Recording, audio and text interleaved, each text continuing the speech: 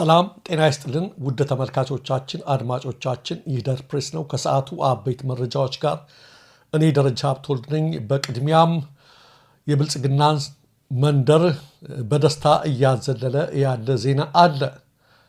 የአሜሪካ የውጭ ጉዳይ መስሪያ ቤት አክራሪ ባላቸው የህወሓት አባላትና የቅርብ ቤተሰቦቻቸው ላይ የቪዛ እገዳ መጣሉ ነው።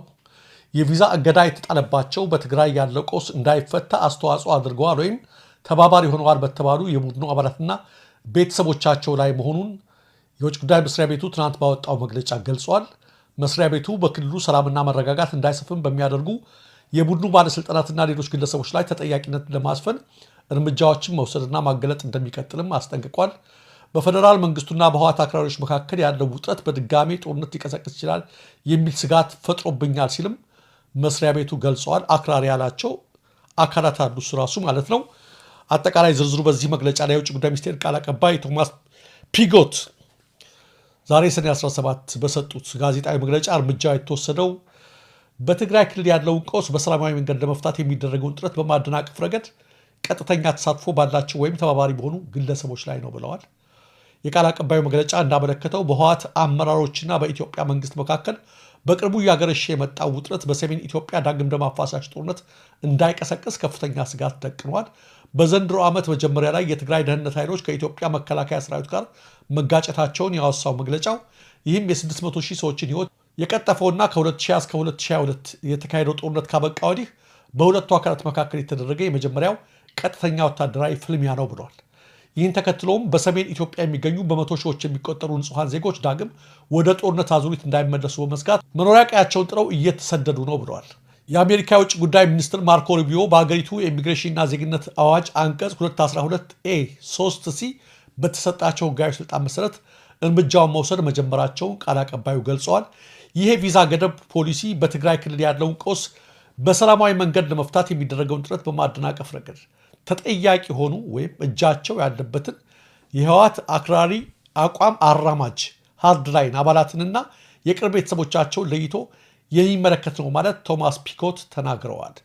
ዩናይትድ ስቴትስ በሰላምና በክብር መኖር ከሚፈልገው የትግራይ ህዝብን ጨምሮ ከጠቅላላ ኢትዮጵያ ህዝብ ጎን መቆሟን እንደምትቀጥል ያረጋገጠው መግለጫው በቀጠናው ሰላምና መረጋጋትን አደጋ ላይ የሚጥሉ የህወሓት ባለስልጣናትና ሌሎች ግለሰቦችን ተጠያቂነት ለማረጋገጥና ድርጊታቸውን ይፋ ለማድረግ ዋሽንግተን ያሏትን ዲፕሎማሲያዊ መሳሪያዎች ሁሉ መጠቀም ትቀጥላለች ሲል አስታውቋል።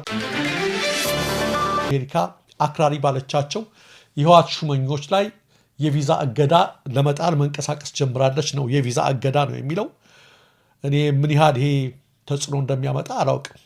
የቪዛ እገዳ እነ ደብረጽዮን ላይ እርምጃውም ከባድ አይመስለኝም። አሜሪካ አትገቡም የሚል የቪዛ እገዳ ነው የሚደረገው። በአሁኑ ሰዓት እነ ደብረጽዮን ከማን ጋር እየሰሩ እንደሆነ እናውቃለን። ከሌሎች አውሮፓ ሀገራት ጋር እየሰሩ ነው። ሀገሮችን መጥቀስ ስለማያስፈልግ ነው እና በጣም ሰበር ዜና የሚሆን ነገር አይደለም። አክቹዋሊ ግን ያው አሜሪካ ይህንን አቋም ይዛለች። የፕሪቶሪያን ስምምነት እያደናቀፉ ያሉት እነዚህ እነ ደብረጽዮን ናቸው በሚል አክራሪ ባለቻቸው የህወሓት አመራሮች ላይ የቪዛ እገዳ ገደብ እንደምትጥል አስታውቃለች። ተመልካቾቻችን አድማጮቻችን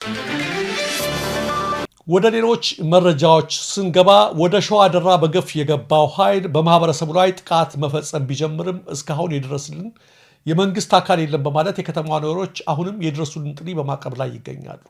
የከተማዋ ነዋሪዎች ተማጽኖ አዳማጭና ምላሽ ያላገኘው በትናንትናው ዕለት ወደ ከተማው በገፍና በሰልፍ የገባው ይህ ኃይል ከኦህዴድ ብልጽግና ጋር አብሮ የሚሰራ በመሆኑ ነው የሚል እምነት በብዙዎች ዘንድ አለ። ነዋሪዎቹ ከትናንት ቀትር ጀምሮ እስካሁን ድረስ ተማጽኗቸውን የቀጠሉ ቢሆን ይህ ሁሉ ጥሪ ሲደረግ ምንም ምላሽ ያልሰጠው አገዛዝ የሰው ህይወት ከጠፋ ቤቶች ከተቃጠሉና ንብረቶች ከተዘረፉ በኋላ እንደተለመደው የሸኔ ታጣቂዎች ጥቃት ፈጸሙ የሚል የስላቅ መግለጫ እንደሚሰጥ የታወቀ ነው። በሐሳቡ ያልታሰረን ያልሞተ የለም። በእኔ የሚጀመር ነገር አይደለም። የኔ ሐሳብ ካልጣመው ሊገለኝ ይችላል። ይመቸው። መብት ደግሞ በልመና አረ እንደው መብቴን ምናምን የምትለው ነገር አይደለም። በቃ ትናገራለህ። መናገር ካለብህ ትናገራለህ። ለተናገርከው ነገር ኃላፊነቱን ትወስዳለህ። አይ እኔ ነገር አልተመቸኝም ቂሊንጦ ጨምራለሁ ካለ ወስዶ ይጨምር። እኔ እሱን ነው ማስበው። አዋሽ 40 ቢሆን ወስዶ ይጨምር። ምንም የተለየ ነገር የለውም ነው ማለት። እኔ እሱ ነው ሞትም ከሆነ ትሞታለህ። ብዙ የሞት ሰዎች አናውቅም እንዴ? ባስተሳሰባቸው እኛ ትውልድ መፍራት ካለበት መፍራት ያለበት እግዚአብሔርን ብቻ ነው። እና እግዚአብሔር መፍራት የጀመረ ቀን ደህና መንግስት ይመጣል። ኮሜዲያኑ ታስሯል። ብዙ ሰዎች ትታሰራለህ፣ ይገድሉሃል፣ ወዘተ ይሉኛል። መንግስት እኛን እየነካን እኛ እሱን ለመንካት ለምን እንፈራለን? ይህ ትውልድ መፍራት ካለበት ፈጣሪውን ብቻ ነው። እኔ እውነትን መሰረት አድርጌ ለምሰራቸው ስራዎች መንግስት ሲፈልግ ይሰረኝ፣ ሲፈልግ ይግደለኝ እንጂ አልፈራም። ስራዬን አጠንክሬ እቀጥላለሁ። ኮሜዲያን ምናለ ያደርጋል በቅርቡ በወቸ ጉድ ፖድካስት ላይ ቀርቦ በነበረው ቆይታ ነው አሁን ያልኩትን የተናገረው። አልፈራም፣ እንደፈለጉ ያደርጉኝ። በኮሜዲያን ስራዬ ፈልገውን እየታቸው ማህበራዊ ነገሮችን እየሄድኩ እቀጥላለሁ ነው ያለው።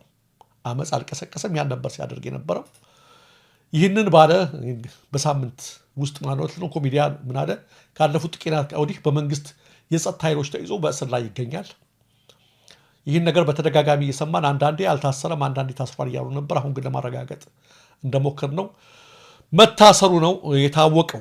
መረጃውን ከቅርብ ቤተሰብ ምንጮች ነው ለማረጋገጥ የተቻለው። ከወር በፊት ደህንነቱን ጠይቀ ነው ሰላም መሆኑን ገልጾ ነበረ።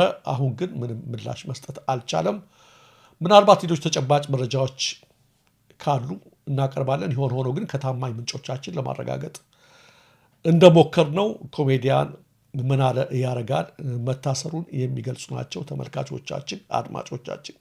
ባልደረባዬ ፋሲል በማለዳው እንዳለው ነው።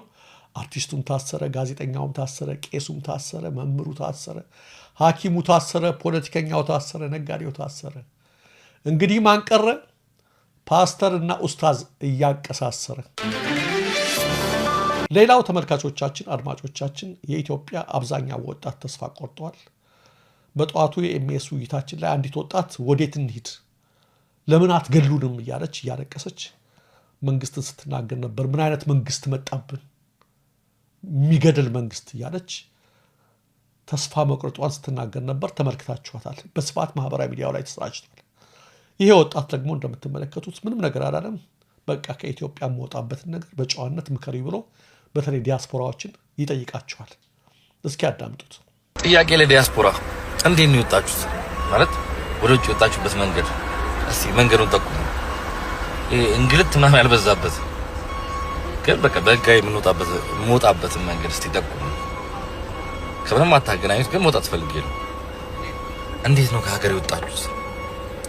ማለት እስቲ ዝም ያለ ኑሮ የኖራችሁት እንዴት ነው? ያው ቢል አይ ነው ቢል ምናምን እንደሚያሳድ ኑሮ በሀገር እንደምናፍቅ እሱን እርሱት። አሁን ከረንትሊ የተሰማኝ ነገር ብሎ ታውቃላችሁ? እንዴት ነው የወጣችሁት? እስቲ መንገዱን ንገሩ በማርያም። ወጣቱ እዚህ ደረጃ ላይ ነው የደረሰው። ተስፋ ቆርጧል። ተመልካቾቻችን፣ አድማጮቻችን የኢትዮጵያ ነገር ለራሷ ዜጎች ራሱ ተስፋ አስቆራጭ ሆኗል። ይህ በሆነበት ሁኔታ ትናንትና በጂ7 ሀገራት ስብሰባ ላይ አብይ አለመጋበዙና የቀረበው ትችት ከንክኖታል፣ እንቅልፍ ነስቶታል። እሱንም ደጋፊዎቹን ኢቲቪ ዛሬ ከማለዳው ጀምሮ ተመልካቾቻችን በጣም የሚያስቁ ፕሮፓጋንዳዎችን እስካሁን ድረስ